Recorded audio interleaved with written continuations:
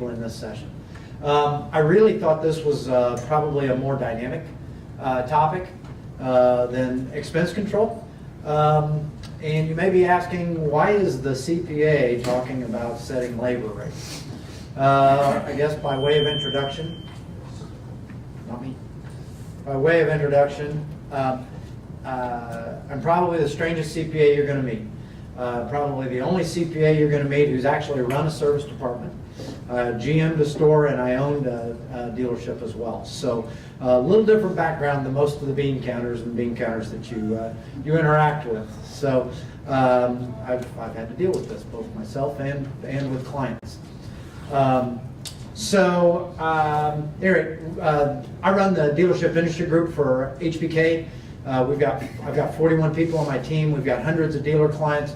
We work very closely with the national EDA, and the regional national and regional associations as well. And I made a decision in 1987. I don't have any clients, and haven't since 1987, that are not dealers. So I am very narrowly focused. So again, that's why I'm talking about this. All right. So let's move on to the topic at hand. Setting your service labor rates. The first thing I guess I want to say is determining the appropriate labor rate is one of the keys to the overall dealership profitability. We all know that. It's art as well as science, but we're going to start with the science, and we're going to blend the art into it as well. So the first statement I make is for dealers to do the math. Does your service department right now, does it cost you more to operate than it bills to customers? Key to dealership profitability is a service department where sales revenue is growing and outweighs the expense that it takes to run the department. And the keys to that performance are found in your labor rate and your efficiency within the department.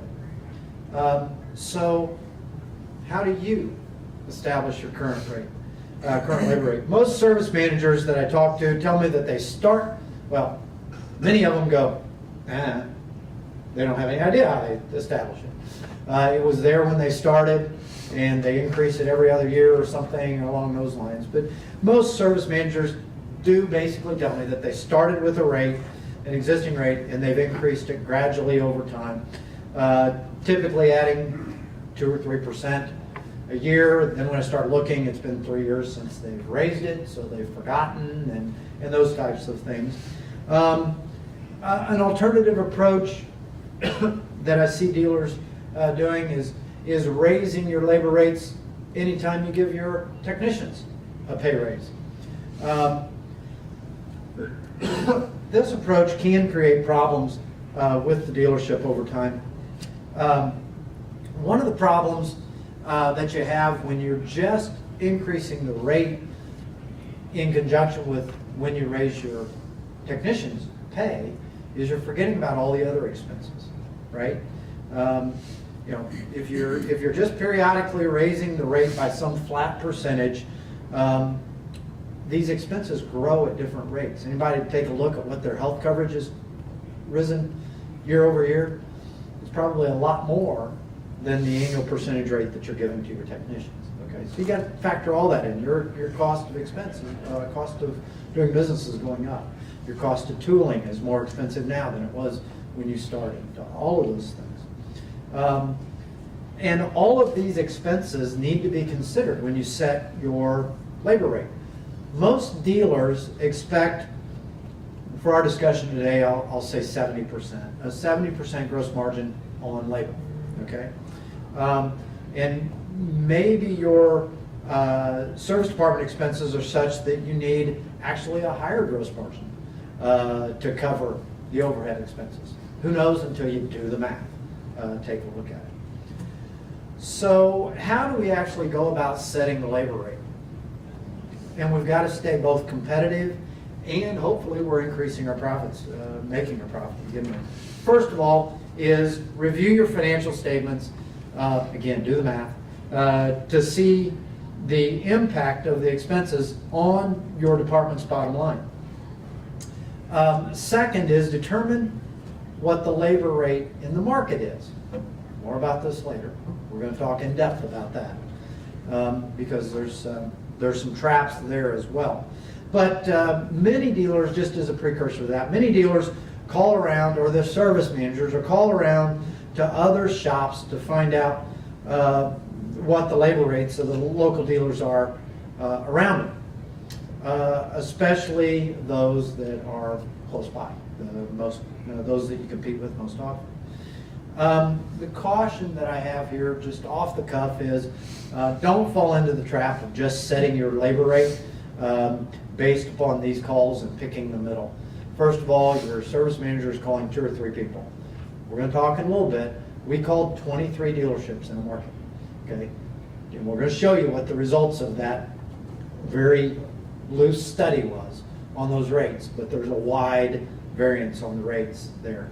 So if your service manager is calling 2 or 3 of his buddies, how do you know you haven't just called the 2 or 3 lowest and you've set your rate artificially low compared to the market?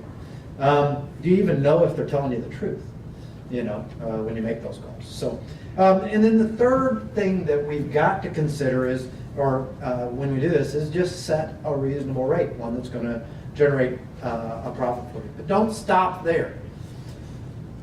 You've got to increase your efficiencies, and you've got to use some incentives to bridge any gaps. If you find that the market will only bear a certain rate and you can't make ends meet at that rate, we got to do something else. And I would tell you that maybe we're not efficient. We're not doing everything we can in our shop. Let's take an example. These numbers are truly an example so that we can do the math and do the math fairly easily. So don't take them as any type of a guide or anything else. Okay, so let's say, for example, we've got a technician earning $12, and he's paid on the clock. Okay, he's making $12 a clock hour, and he's only 50% or 50% of his time is being charged to a customer, charged on a work order. Okay, what that amounts to then is half his effective cost of per charged hour for you guys is $24 an hour.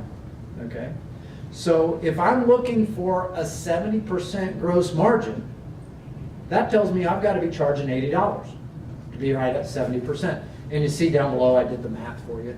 $24 divided by 30% gives you, that's supposed to be percent, I guess I left that out, 0.3, and it gives you $80. So what do we do now if I've determined that I've got to have $80 to get my 70%? You got a question? Just a real quick question. So sure. The gross margin is the hourly pay. It's not benefits. It's not leave. It's not. Just the cost of labor, okay. Not adding anything else to it. That's it. Okay. Your departmental profitability is going to be hit by all those other things as well. All right. So I'm showing that I need $80. But what if the market's only going to allow me to charge $70? That I'm $10 an hour over everybody. Again, these are just for illustrative purposes. All right. What happens then? Okay. Well, first thing I'm going to do is look at my parts department, and I'm going to take a look at increasing the efficiency there by having a ready inventory of parts, so that we can effectively reduce the technician's downtime. He's got a machine torn down. It's more efficient if he can fix it right then and go on instead of packing it up, moving it to the side and doing something else. We all know that. Okay. So I'm going to try that. Second, though, and probably more impactful, is I'm going to look at the technician's pay plan. And I'm going to provide some productivity incentives, such as a bonus that is paid to the technician if he increases the percentage that is chargeable. Okay. And while that will increase the technician's pay, I'm okay with that. He's turning more hours, right? I'm charging more. I'm recouping more on that. So the technician's going to like getting paid more, and we're going to like making more. Okay. If we go back and look at the example that we had before, if we raise this technician's productivity from 50% to 60%, the effective cost of labor drops from $24 to $20 an hour, okay?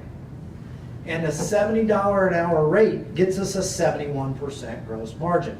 Basically, it's about throughput there. We got to have more hours coming through in order to get the right gross profit for ourselves, because the market won't bear anymore. So, you know, there was a little bit of math here, okay? So we have to do the math. And we've got to find areas so we got to know what our costs are. Second, we've got to find areas where we can improve, such as the parts department.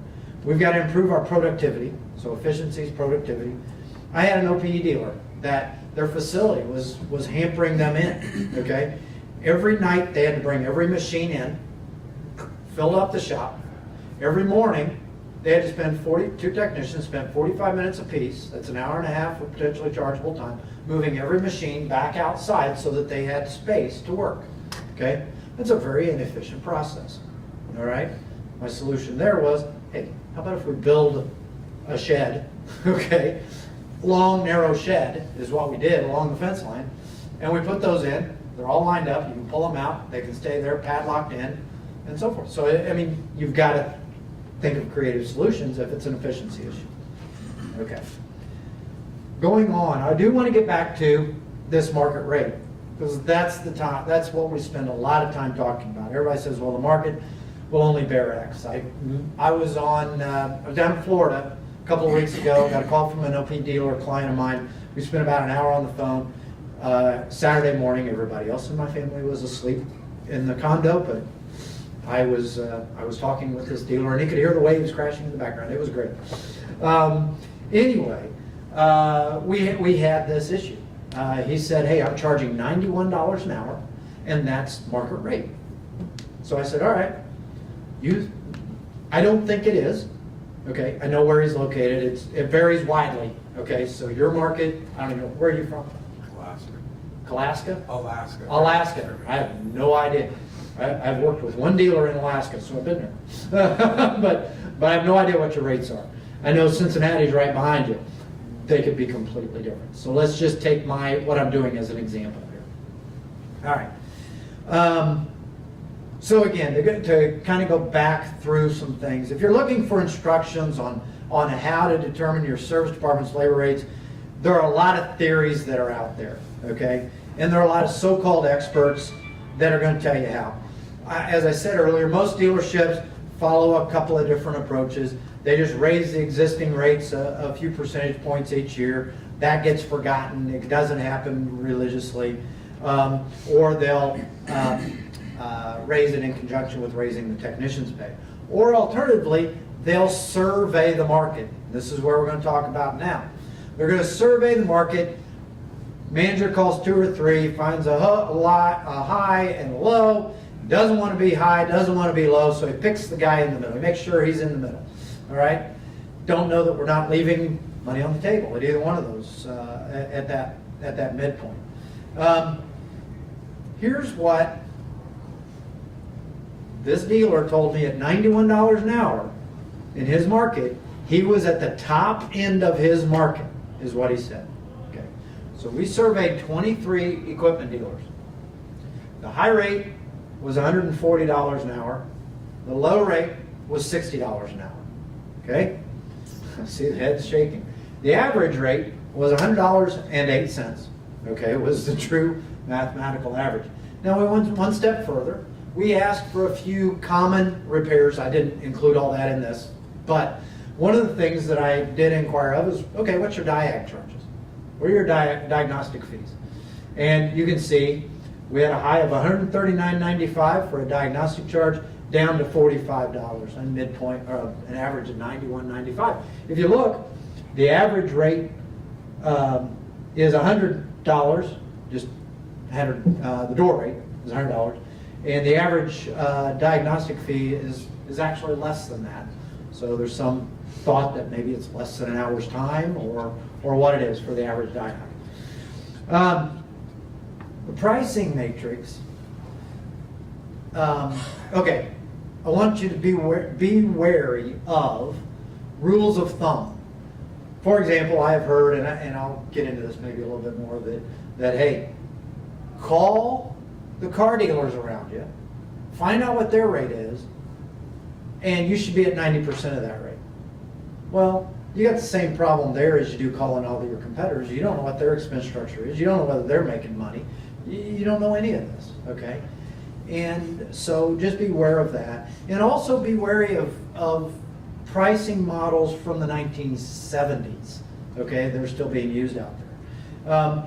There was a pricing matrix that was developed in the 70s and early 80s that still is driving some pricing strategies out there. What the concept involves, and it's a good concept, but we need to modify it a little bit. The concept basically involves assigning a lower rate to jobs requiring up to a certain number of hours. So let's say 2 hours, okay? So I've got a rate for the first 2 hours, a job that takes 2 hours. If it's a job that goes beyond 2 hours, I've got a premium rate for it. And that's an old pricing model from the 70s, early 80s, if you will.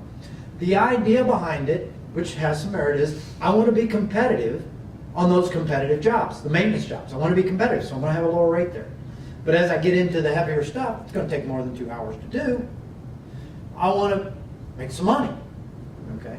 So that's the thought process behind it. The concept has value in that it does effectively blend those two rates for us for an average rate that's sufficient to support a better warranty rate for us. It still allows us to be competitive on those competitive jobs. But the matrix requires some modifications to accommodate for today's service work. If you go back to the 70s, there were a lot more repair jobs where we removed and we actually repaired components. Now, a lot of the time, we're removing components and we're replacing the unit. A lot less time. Okay, so we've got to evolve with that. What we oftentimes recommend is skill level pricing or tiered pricing. And what I'm talking about there is kind of a 3-level pricing strategy. We've got 3 pricing levels. One is for routine repairs. So I'm at whatever, $80 an hour for routine repairs. I've got general normal maintenance work, backup. For routine maintenance, I'm sorry, for the competitive items, routine maintenance, I'm at the low tier, a C-level rate, $80 an hour, okay? For routine repair, something's broken and I'm repairing it, I'm at $90 an hour. Again, don't take any of these numbers to be gospel. And then for heavy work, it's broke and there isn't anybody going to fix this except us, okay? Then I'm charging a premium rate, okay? The other,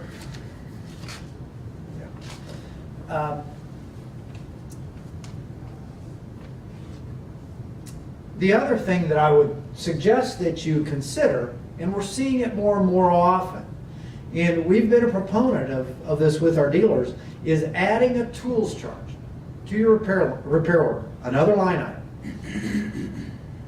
How many of you add a supplies charge to your repair orders? Okay. How many of you 15 years ago didn't have a supplies charge on your RO? Okay. How much discussion did you have 15 years ago with your service manager saying, ain't no way everybody's going to push back, it's not going to happen? Okay, you're going to have the same discussion. Okay, just tell them. All right? But here's what it amounts to. Your investment in tools is significant. And you're using these tools to fix this stuff. And you're not getting a proper return on it. So another way to do that is say, you know what? I got to use my whatever, and I've got a tools charge with it. Okay. So now let's talk about how we implement that. What it is, most of the dealers that I work with, the supplies charge is some percentage of labor up to a maximum, and we actually surveyed that as well for those 23 dealers. Oh my gosh, it's all over the place. Okay, as well. From a very small percentage to a higher percentage, caps up to like $55 down to like $12. You know, I mean, it's crazy. It's crazy. But the tools charge would operate kind of the same way, all right? Where you'd have based upon the hours charged on the job, you'd have almost a surcharge. Separate line item, so that it can be, oh, this is the labor you're paying the tech. Look, we had, Mr. Customer, we had to use this piece of machinery, that's the charge that we've got to put on for using that. We've got a heavy investment in it. What it amounts to is the point I want to make is you're gonna have the same discussion that you had before with the supplies charge. So don't be afraid to do it. Now, while there are a lot of ways to approach labor rates, there are only 2 rules in my book, okay? The first is you have to be competitive, but you also have to be diligent in your research, and sometimes even that doesn't work, depending on how diligent your staff is.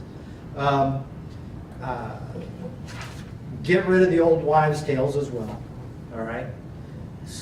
Then the second rule is you've got to charge a sufficient amount to be profitable and to get that proper return on investment. You guys, well, I'll get to my overriding principle here as well. The overriding principle is that price matters, okay? But value matters more. Price matters, but doing a great job for your customers matters more. Price matters, but value matters more. It's a concept that carries more weight. I'm the bean counter telling you this, okay, guys? It carries more weight than any of the standards, metrics, or worn out theories or expert advice that you can muster. Customers are far less likely to shop you if they know you're going to get it right, you're going to get it fixed, and you're going to give them back their machine when they need it. Okay? If you treat them with care and respect, they're willing to pay the proper premium. So be competitive, but deliver good quality service is the bottom line. So I've left a few minutes for questions. So I'm going to ask if you have any questions. Then I'm going to ask a couple of questions myself. So on your survey with the shop supplies, they're also adding an EPA disposal and that same. Some are. We didn't ask that. I've got many dealers that are adding an environmental charge. Now, if you're doing that, what's your disclosure? If you are charging an environmental disposal fee, okay, I'm not an attorney. I did not sleep in a Holiday Inn Express last night. All those other disclaimers, okay? But if you're charging an environmental disposal fee, you can charge that if you've taken a battery out because you have to dispose of it. But if you've got a repair that doesn't have any environmental charges associated with it, you cannot charge that. Even if you're pressure washing the machine off, the oil's going underground, which we're maintaining an oil separating Right, system. you got an oil separating system. There's an argument there that it could be, so I would tell you you're fine. It's a little tricky. What we know has happened is there are dealers that have charged that and they've had enforcement actions against them. They've charged it like they do the supplies charge on every single repair order. You didn't ask that, but that's my caution on it. So, yeah. You said that survey you took, the supplies charge started at 12 and went up to 55? There were caps. What I'm talking about are caps. Yeah. Supplies charge is typically some percentage of the labor charged. Okay, is what we're seeing, is what I see most often. And that, I'm going to tell you, it was like maybe 2 or 3%. What I typically see is about 8% of labor, okay, up to a cap of some number. I'm typically seeing about $25 in the OPE world, okay. What we saw on this was there were caps at $12 for the charge, so they would never charge more than $12 to any customer, up to $55. That's a pretty wide range, okay. So that's what I was getting at there. All right. Yeah, So Jim. we talked about determining your cost and how the technician's efficiency affects that greatly. Does. So if you've got more than one technician, obviously they're not going to perform the same way. So do you use some kind of blended rate to do that, or just one might be really quick at the job, the other one might be slower at the Right. There's, for the financial statements, everything gets thrown into one bucket and gets stirred up. If I'm managing my department, I got to manage, so I'm going to put myself in the service manager's position. I got to manage Bob different than I manage Sam, different than I manage Tom. So So I'm looking at each one of those individually, and I want to know what their efficiencies are, and I want to know what their cost of labor to me is. Because alternatively, I might have an A-level tech, a B-level tech, and a C-level tech, so I'm paying one guy, whatever I said there, $12, $14, and $18 an hour, you know, just staying with, I'm not saying those are the right numbers, okay? You know, so, yeah, yeah. All right. I'm gonna get off onto, I want to add one other thing. We got 4 minutes, okay? How many of you are having a really easy time finding technicians? Not a soul, okay? It's a problem for the entire industry. We got lucky, we tripped on one We last got time. really lucky. Oh, you did? Yeah. Somebody showed up knocking on your door saying, hey, can I have a job? Yep. Wow, that doesn't happen very often. And especially a guy you want to keep. Oftentimes guys without jobs are without job for a reason, okay, is what I'm saying. All right, so we've been looking at trying to get technicians for years and years, and it's just tough. And with the generational change, it's not any easier. The kids today want to work on computers instead of working on equipment. They don't want to get their hands dirty. They don't want to be out in the hot shop. They want to be in the air-conditioned office working on a computer, if you will. So, you know, most dealers are familiar with, hey, you've got to get aligned with your local vocational school, right? You've got to get a connection there with the guy that's directing that. Some dealers are going a next step and they're doing some sort of a scholarship type of a thing where, hey, we'll sponsor a guy to come work with us when he's not in class at all, so he's getting some experience working for us, turning some wrenches, but he's going to school when he comes out. Sometimes we're even giving him a set of tools so he can get started. As long as he works for us for 2 years, you don't have to pay us for the tools. If he leaves, it's kind of like a loan and he has to pay you and you get all that. That's all document. Again, not an attorney, but we get all those documents signed and that kind of thing. What I want to share is, I shared at dinner last night. I've got, and when the guy's working, you're paying. We've got one dealer that has actually started paying these, let's call it an apprentice tech, these kids that are in school that you're trying to recruit, these same kids that are in the vocational school, they're actually paying them $10.50 an hour to sit in class. Again, to get them on board so that they come to work for them. Again, it's treated kind of like a loan. They owe it back if they don't come to work and they don't stay with you for a couple of years, that type of thing. But it's like, I mean, first time I heard it was like, oh my gosh, you know, this is different, but it's how competitive it is out there. So, you know, take the gloves off, open your mind up. We've got to bring more technicians in. I mean, the average age of your technician right now that you're working with is not a young person, probably. They're going to retire. It's heavy lifting, it's heavy work. They get hurt the older you get. I'm 55, I get hurt now, you know, so it happens. So anyway, that was the last tidbit that I wanted to add. It's 4:29, so thank you all.